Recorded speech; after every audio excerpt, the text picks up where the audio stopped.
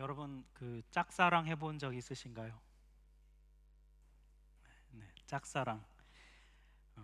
여러분 짝사랑 하면 어떻습니까? 이 마음이 되게 애타고, 그리고 상대방이 내 마음을 몰라주기 때문에 좀 마음이 막 어렵고 그렇죠.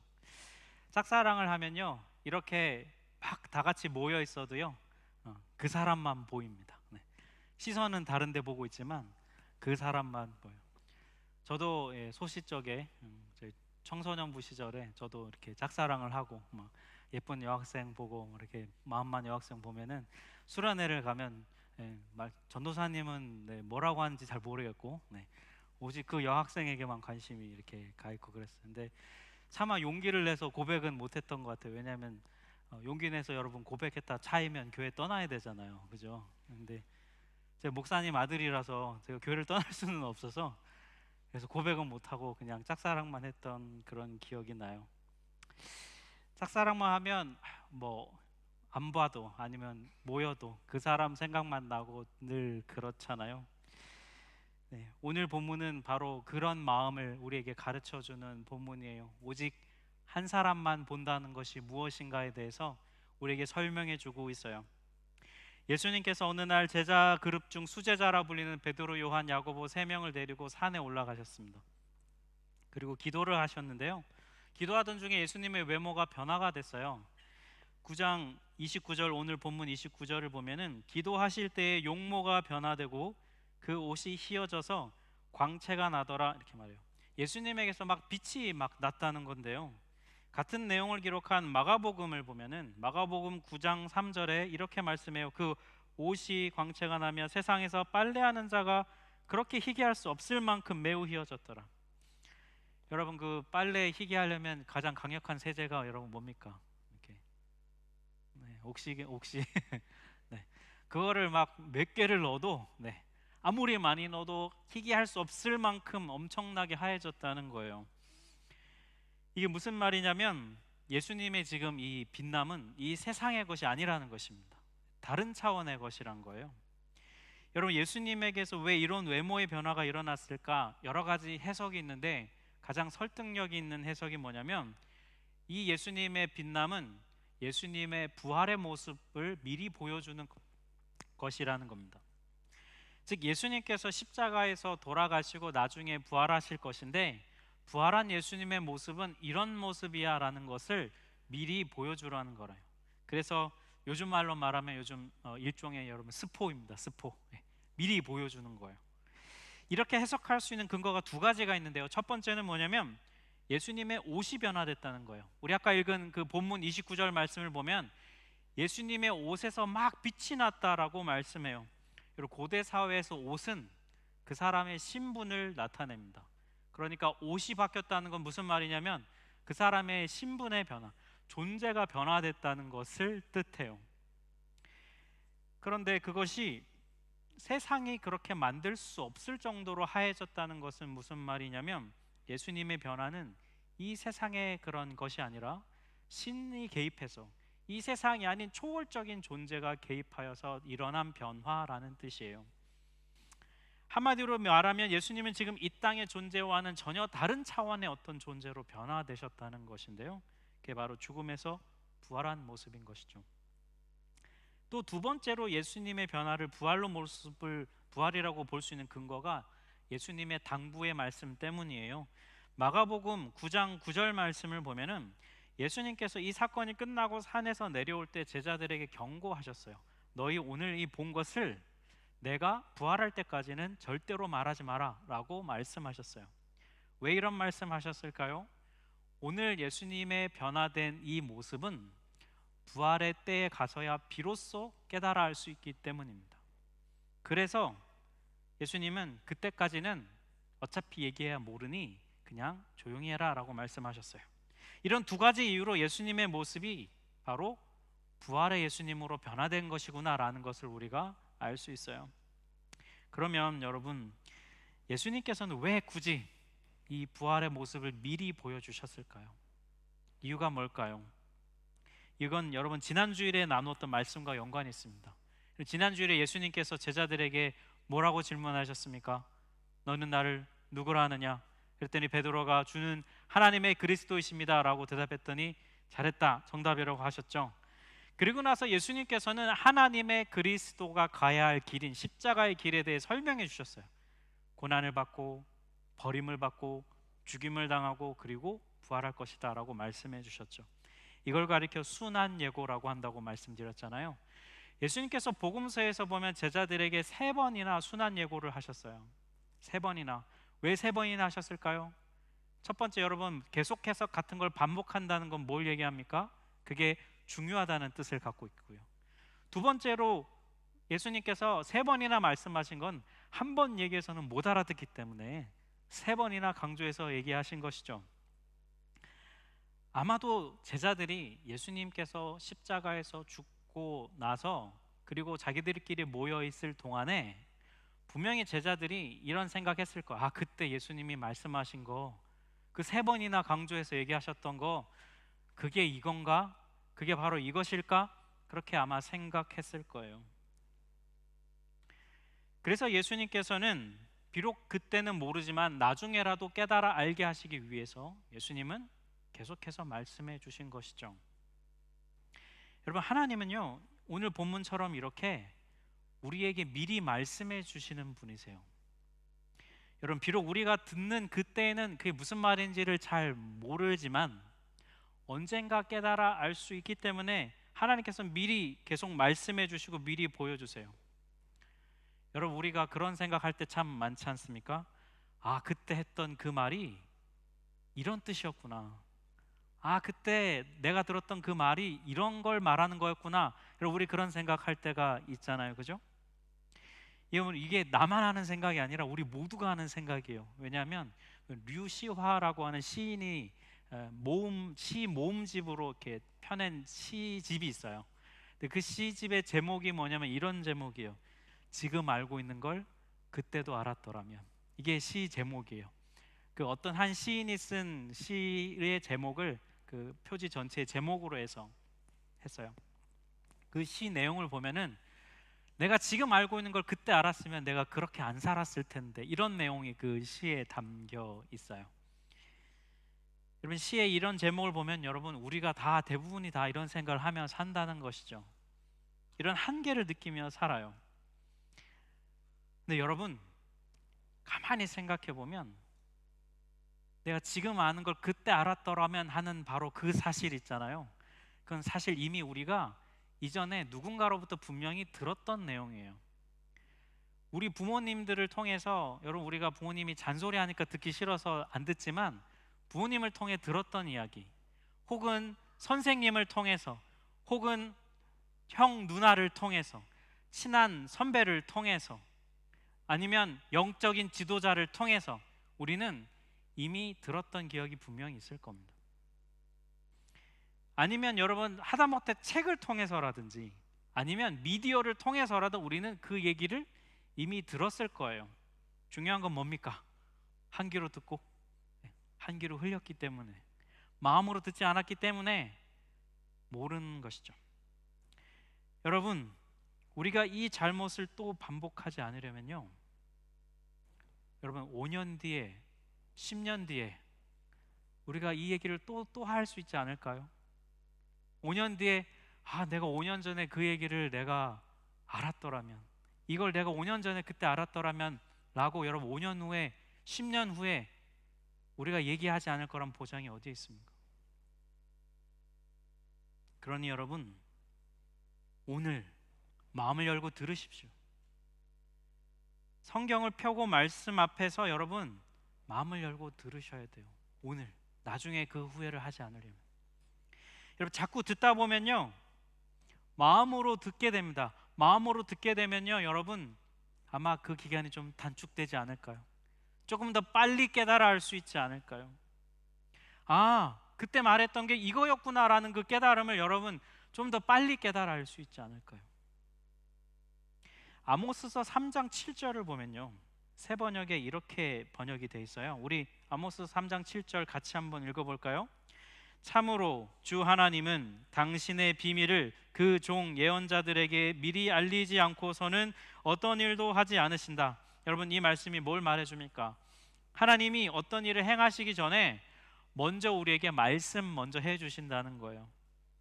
하나님은 당신의 일하심을 미리 얘기해 주고 싶어 하신다는 거예요. 그러니까 한마디로 하나님은 스포일러예요. 하나님은 미리 자꾸 얘기해 주고 싶어 하신다는 거예요. 여러분, 하나님이 이러실 필요가 없는 분이에요. 하나님은 온 세상의 창조주이고 주인이세요. 그냥 하나님이 마음대로 하시면 됩니다. 그런데 굳이 먼저 말씀해 주세요. 여러분, 이유가 뭘까요?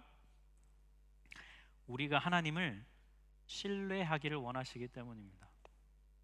하나님께서 우리한테 말 안 해주시고 그냥 일하시면 여러분 어떻게 될까요?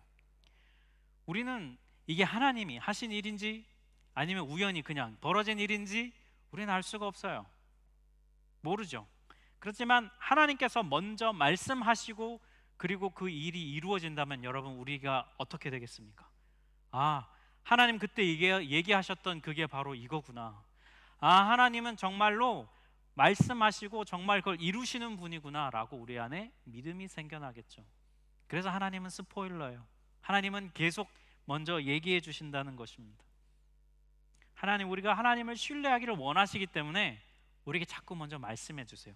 그러니 사랑하는 여러분, 들으십시오. 오늘 나에게 말씀하시는 하나님의 이야기를 여러분 귀 기울여서 들으셔야 돼요.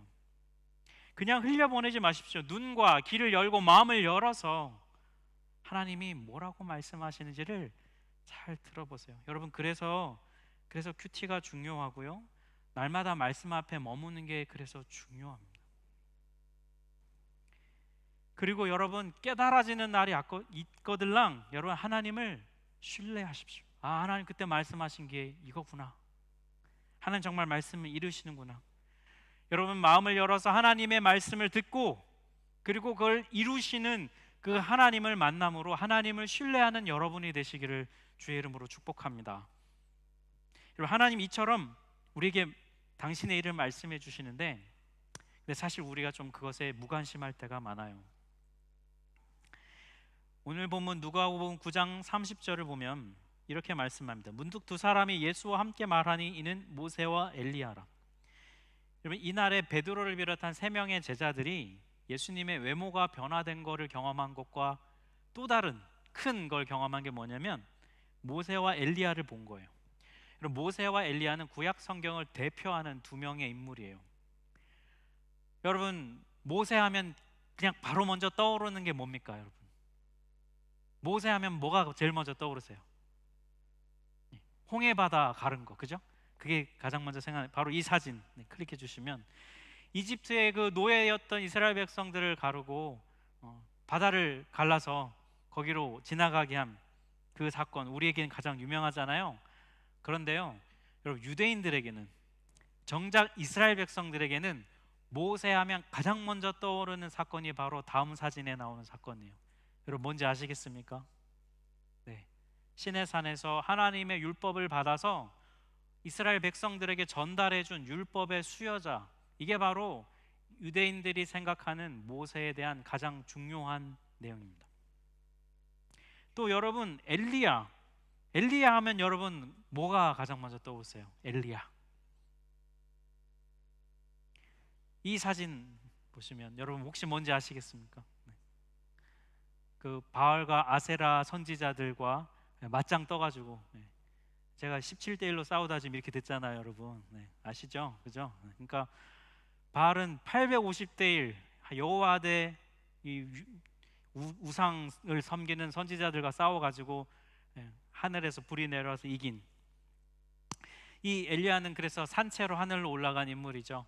여러분, 이처럼 이 엘리야는 구약에 나오는 선지자 중에서 가장 능력을 많이 행하고 가장 하나님의 그 이름이 권위가 떨어진 시대 유일하게 선지자로서 활동했던, 그래서 구약의 선지자를 좀 대표하는 인물이에요.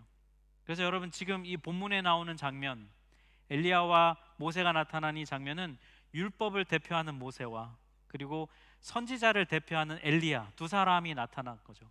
율법과 선지자, 여러분, 이 두 가지는 뭘 의미할까요? 바로 구약 성경을 얘기합니다. 구약 성경. 그리고 이 율법과 선지자, 구약 성경을 대표하는 두 인물이 지금 부활하신 예수님과 함께 있다는 건 여러분 이건 뭘 얘기하겠습니까? 구약 성경이 나타내고 지향하는, 구약 성경이 약속한 인물이 누구다? 바로 메시아 그리스도인 이 예수다라는 것을 이 한 장면이 다 말해주고 있는 거예요. 베드로가 이걸 본 것입니다. 오늘 본문 32절을 보니까 베드로와 및 함께 있는 자들이 깊이 졸다가 온전히 깨어나 예수의 영광과 함께 선 두 사람을 보더니, 예수님께서 제자들이 야 같이 기도하자 해서 같이 기도회를 벌이고 기도회를 하셨는데, 같이 기도하던 제자들이 여러분 졸았어요. 그럼 복음서에 보면 제자들은 기도만 하면 자요, 그죠? 네. 예수님이랑 기도만 하면, 전 이걸 보면서 되게 위로가 됐어요. 네, 예수님도 제자들 재웠구나. 네. 제가 설교하다가 이렇게 졸아도 저는 상처받지 않아요, 여러분. 그러니까 네. 예수님도 졸게 했는데, 아무튼 이게 제자들이 졸다가 깨보니까 예수님이 막 빛이 나고 있고 막 모세와 엘리야가 등장하고, 그러니까 여러분 얼마나 이 모세가 황홀했겠어요. 이 셋이 한 자리에 있다니. 그래서요 33절을 보니까 베드로가 이렇게 얘기해요. 주님, 우리가 여기 있는 게 좋겠습니다. 여기에다가 텐트 3개 쳐가지고 하나는 주님을 위해, 하나는 모세를 위해, 하나는 엘리야를 위해서 짓겠습니다 라고 하고, 여러분 그 뒤에 뭐라고 되어 있습니까? 자기가 하는 말을 자기도 알지 못하더라. 그러니까 자기가 무슨 말을 하는지도 모르면서 얘기를 했다는 거잖아요. 한마디로 얘기하면 여러분 이 무의식적인 멘트를 했다는 거예요. 뭐라고 얘기하는지 자기도 모르면서 그냥 말을 했다는 거죠. 무의식 속에서 이렇게 얘기한 거예요. 여기가 좋사오니, 지금 여기 이 상황이 최고라는 것입니다. 그러니까 여러분 이 베드로의 말, 초막을 지읍시다 라고 말하는 게 여러분 무슨 뜻일까요? 여기에 머무르고 싶다는 겁니다. 여기 있자는 것이죠. 근데 여러분 베드로의 이 제안은 예수님의 뜻과 반대되는 것이에요. 왜 그러냐면요, 우리 지난주일에 본 말씀 누가복음 9장 23절을 보면은 예수님이 이렇게 말씀하시죠. 또 무리에게 이르시되 아무든지 나를 따라오려거든, 따라오려거든. 이게 불과 여러분 며칠 전에 하신 말씀인데요, 예수님은 당신이 어디를 가든지 나를 따라와라 라고 말씀하셨어요. 여러분 예수님을 따라가려면 그러면 어떻게 됩니까? 관심이 어디에 있어야 됩니까? 예수님에게 있어야 되잖아요. 예수님이 어디를 가시는지를 봐야 따라가죠. 그런데 지금 베드로의 관심은 예수님에게 있는 게 아니라 바로 여기에 있는 거예요. 이 자리에. 예수님은 지금 미래의 부활의 영광의 모습을 보여주고 계신데 베드로는 현실만 보고 있어요. 예수님은 부활의 영광이 얼마나 놀라운지 막 빛이 나면서 놀라운 빛을 보여주시면서 이게 부활의 영광이야 라고 말해주고 있는데, 베드로는 그 현실의 달콤함, 현실의 황홀함에 그는 갇혀 있는 것이죠. 그리고 베드로의 이런 모습은 사실 우리의 모습입니다. 하나님께서 아무리 미래의 영광을 얘기해도요, 우리는 오늘에 머물러 있어요. 미래에 하나님이 어떻게 하실지는 모르겠고 나는 그저 오늘의 고통을 해결하고 오늘의 즐거움을 만끽하는 것에만 우리의 모든 관심이 쏠려 있어요. 여러분 자녀를 키우시는 부모님들, 자녀들에게 이런 모습이 보일 때가 있어요. 자녀들이 자기가 좋아하고 자기가 관심 있는 거에 온통 관심이 쏠려 있어가지고 지금 정작 중요하게 해야 될 것을 하고 있지 않을 때 부모님 마음 어떻습니까? 막 정말 미치겠잖아요, 그죠? 네. 뭐 부모님이 아닌 분들이 저기 그냥 나 아직 부모가 아니야 하는 분들은 본인의 과거를 한번 생각해보세요. 본인의 과거. 네. 지금 저게 중요한 게 아닌데 앞으로 지금 몇 년만 지나면 여러분 지금 막 물가는 인플레이션 오르고 있고 한데 지금 제가 저럴 때가 아닌데, 그죠? 네. 내가 지금 정신을 차리고 지금 유가는 오르고 지금 이 세상이 아닌데 지금 정신을 바짝 차리고 몇 년 뒤면 애가 세상으로 내던져질 텐데 지금 엉뚱한 거에 정신 팔려가지고 모든 관심 거기에 가 있으면 부모의 마음이 막 여러분 속이 터지죠. 그래서 어떻게 합니까? 뭐 혼냈다가 달랬다가 뭐 그죠? 계속 우리가 그렇게 하잖아요. 근데 여러분 자녀들이 알아듣든가요? 걔가 알아들으면 여러분 걔는 이미 자녀가 아니라 이미 쓴맛을 본 성인이에요, 여러분. 쓴맛을 봐야 알지 그전에는 알 수 없어요. 아니면 여러분 청소년인데 어린데 애늙은이, 그러면 알아듣지 대부분의 경우는 여러분 못 알아들어요. 그저 눈앞의 현실의 것, 자기 관심 있는 거에 집중해 있죠. 여러분, 바로 요 마음이요, 우리를 보는 하나님의 마음입니다. 하나님은 예수님을 통해서 지금 뭘 보여주시는 겁니까? 미래의 영광을 보여주시는 거죠. 예수님은 우리 모델이잖아요. 우리가 앞으로 가서 도달해야 될 그런 지점이에요. 우리의 완성된 모습입니다. 하나님이 예수님을 지금 보여주시면서 이렇게 얘기하시는 거예요. 얘들아, 이걸 좀 봐. 예수를 봐. 이게 니네 미래의 모습이야. 너희들이 이렇게 될 거야. 알았지? 예수를 따라가야 돼 라고 이렇게 얘기해 주시는데요, 관심 없는 거예요. 알겠는데요, 하나님, 뭐 미래에는 그렇게 될지 모르겠지만 전 지금 오늘을 살아야 되겠습니다. 미래는 하나님 알아서 하시고 지금 죽겠습니다. 전 오늘이나 살렵니다. 이게 대부분의 우리의 그런 반응이라는 것이죠. 여러분, 전도서 3장 11절을 보면은 이런 말씀이 있어요. 하나님이 사람들에게는 영원을 사모하는 마음을 주셨느니라. 여러분, 여기서 영원이라고 하는 단어가 히브리어 원어로 올람이라는 단어인데, 이 단어가 영원, 우리가 아는 영원으로도 번역이 되지만 또 다른 뜻으로 어떻게 번역이 되냐면 무지함, 알지 못함이라는 단어로도 번역이 돼요. 그래서 여러분, 이 구절을 전도서 전체를 고려해 가지고 풀어보면 이렇게 풀려요. 이런 뜻입니다. 하나님은 인간이 결코 다 알 수는 없지만 그럼에도 포기할 수 없는 그 무언가, 그거를 인간의 마음에 심어 두셨습니다. 인간이 영혼을 여러분 다 알 수 없죠. 우리는 영혼을 알 수 없잖아요. 그럼에도 그 영혼을 포기할 수 없는, 영혼을 포기해서는 안 되는, 영혼을 추구하면서 살아야 하는 그 무언가를 우리 마음에 심어 주셨다는 겁니다. 우리 현실에만 온통 집중되어 있는 나머지 영혼을 추구하는 감각이 마비되어 있는 분들이 있어요. 영혼을 보고자 하는 스위치를 꺼버리고 그냥 현실에만 모든 에너지를, 모든 관심을 쏟고 사는 사람들이 있습니다. 전도서에 따르면 그거는 사람의 삶이 아니라고 얘기합니다. 여러분, 우리가 사람이라 온전하지 못하잖아요, 그죠? 우리의 관심은 늘 현실에 많이 가 있어요. 당장 굶어 죽으면 어쩔 건데, 당장 돈이 없으면 어떡할 건데, 이자율은 올라간다는데 도대체 어떻게 할 건데, 진로의 문제가 제대로 해결 안 되면, 이사 문제가 제대로 해결이 안 되면 애들 공부는 어떻게 할 건데, 이런 현실의 문제가 우리에게 놓여져 있어요. 그래서 우리의 생각과 관심은 대부분 이런 거에 많이 쏠려 있습니다. 여러분, 또 즐거움만 있는 건 아니죠. 우리의 그러니까 괴로움만 있는 게 아니잖아요. 즐거움도 있죠. 오늘 저녁에 뭐 먹을까? 그릴을 할 건데 소고기가 나을까, 돼지고기가 나을까? 리들 가서 사야 되나, 랩에 가서 사야 되나? 다음 주 휴가 가는데 코스를 어떻게 할까? 이렇게 돌까, 저렇게 돌까? 우리가 그런 고민들 하죠. 네. 이런 고민 안 하는 사람 없어요, 그죠? 근데 문제가 여러분 뭐예요? 이런 고민만 한다는 것입니다. 이런 고민으로 우리 마음과 생각이 가득 차 있다는 거예요. 영원을 사모하는 마음이 없습니다. 현실을 살아야죠. 하지만 동시에 전도서의 고백처럼 영원을 잊어서는 안 되는 것입니다. 우리의 몸은 현실에 있어요. 하지만 우리의 눈과 우리의 마음은 영원을 바라보고 있어야 합니다. 그게 사람의 삶의 모습이라고 성경은 말해주고 있어요. 골로새서 2장 3장 2, 3절에 보면, 새 번역본에 보면 이렇게 번역이 되어 있는데요, 오늘 이 주제를 가장 잘 압축해 놓은 구절인 것 같아요.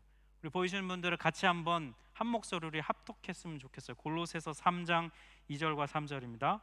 여러분은 땅에 있는 것들을 생각하지 말고 위에 있는 것들을 생각하십시오. 여러분은 이미 죽었고 여러분의 생명은 그리스도와 함께 하나님 안에 감추어져 있습니다.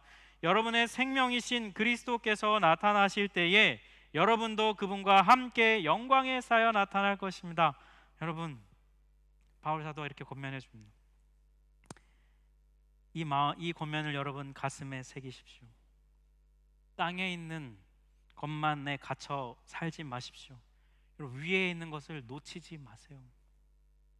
이걸 위해서 여러분 말씀과 기도의 자리에 머물러 있어야 합니다. 그러지 않으면 영혼을 우리는 놓치게 돼요.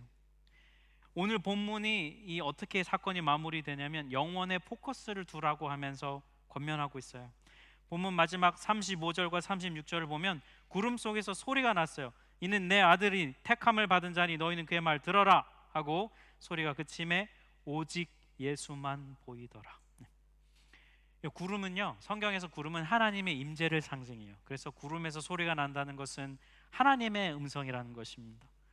신적인 권위를 가진 존재가 얘기하셔서 뭐라고 얘기했습니까? 너희는 그의 말을 들어라. 여러분, 그의 말이 뭘까요? 뭘 얘기하겠습니까? 바로 지난 주일의 메시지, 하나님의 그리스도가 가야 할 길, 고난받고 버림받고 죽임을 당하지만 부활할 것이라는 이 말을 들으라는 것입니다. 그리고 뭡니까? 그 메시지를 따라서 너희도 예수가 가는, 하나님의 그리스도가 가는 그 길을 따라가라는 거예요. 여기가 좁사오니 그런 말 하지 말고 예수가 가시는 곳을 따라가라는 거예요. 이런 삶의 태도를 압축해주는 표현이 뭡니까? 오늘 36절의 마지막에 나오는 오직 예수만 보이더라. 이 구절을 마가복음에서는 여러분 이렇게 표현합니다. 문득 둘러보니 아무도 보이지 아니하고 오직 예수와 자기들 뿐이었더라. 분명 모세랑 엘리야랑 막 같이 있었는데 다 사라지고 정신을 차리고 보니까 예수님과 자기밖에 없더라는 거예요. 네. 이게 무슨 말일까요? 오직 예수께 모든 삶의 포커스를 맞추고 집중하라는 것입니다. 여러분, 아무리 이렇게 앞에서 설교하고 얘기해도 여러분 우리 마음에 그런 생각 있죠. 어떻게 예수님만 봐? 눈에 여러분 다른 게 많이 들어오지 않습니까? 눈에 다른 게 많이 보이잖아요. 그죠? 다른 것도 보면서 그렇게 살아야 되잖아요. 물론 우리는 사람이라 그런 부분이 분명히 있는데 중요한 건 뭡니까? 우리가 다른 그런 것들을 보느라 정작 봐야 할 예수님을 외면하고 있다는 거예요. 여러분, 말로는 예수님 사랑한다고 믿는다고 하지만 여러분, 현실은 하루에 단 한 번도, 단 한순간도 예수님 생각 안 하고 살 수 있는 게 바로 우리들 아닌가요? 하루에 10분 앉아서 말씀에 집중하기도 어려운 우리 아닙니까? 이번 제가 큐티 학교 하면서 과제를 내줄 때 이런 과제를 드렸어요. 아침에 만약에 큐티를 하면 하루에 3번, 점심 저녁 잠자기 전에 하루 3번 1분씩만, 단 1분씩만이라도 아침에 묵상했던 걸 한번 떠올려 보는 시간, 음미하는 시간을 가져라. 아마 힘드셨을 거예요, 여러분. 큐티 하는 거는 할 수는 있겠죠. 그거 안 하면 또 완료했다고 보고해야 되는데 조별로 돌아가는데 나만 안 하면 안 되니까 또 그런 압박감이 있어서 어떻게든 하거든요. 네. 근데 하루 3번 그거 떠올리는 거 여러분 1분씩, 여러분 합치면 3분이잖아요. 네. 그거 하기가 힘들어요. 여러분 왜 힘들까요? 이 세상의 흐름에 여러분 온통 관심이 빼앗겨서 그 흐름을 하나님 앞으로 가져다 놓는 게 여러분 얼마나 어려운지. 오직 예수만 본다는 거 여러분 쉬운 일 아니에요. 그 흐름을 빼앗겨서 세상에 빼앗겨서 살아가는 내 온 정신이 현실에만 가 있는 관심을 예수님께 돌려보라고 그 과제를 드린 거예요. 1분만이라도 정신을 차리고 보라. 그렇게 해야 여러분 우리가 예수님을 볼 수 있습니다. 그렇게 해야 예수님을 볼 수 있어요. 세상에 끌려가는 흐름을 끊어야 여러분 예수님을 보여요. 여러분 기도 안 하고 큐티 안 해도 삶에 아무런 문제가 없잖아요. 우리 하나님이 너무 좋은 분이어가지고 기도 안 했다고 다음날 막 교통사고 나게 하고 모르겠어요. 제가 자전거 타고서 자빠진 게 또 뭐 제가 뭘 잘못했는지 모르겠지만 제가 알기로는 하나님 그런 분 아니거든요. 네. 기도 안 하고 큐티 안 해도 여러분 삶에 큰 문제 없어요. 그러니까 안 하잖아요. 여러분 삶에 아무 문제가 없다고 말씀과 기도를 놓고 예수님 보지 않고 세상만 보며 사는 것, 여러분 그때가 제일 심각한 때입니다. 여러분 몸 안에 병이 있는데 아무 증세가 없으면 여러분 그 심각한 거 아닌가요? 증세가 나타나가지고 왜 아프지 하고 병원을 가야 치료할 수 있잖아요. 근데 속은 썩어 들어가고 있는데 아무 느낌이 없으면 여러분 그거 진짜 심각한 거 아닙니까? 큰 병이 되는 거 아닌가요? 영적으로 무감각해서 영원을 추구하는 마음을 하나님 우리에게 심어 주셨음에도 불구하고 그 스위치를 꺼버리고 사는 삶은요 그건 하나님이 기뻐하시는 삶이 아니에요. 하나님이 원하시는 삶을 여러분 살 수가 없어요.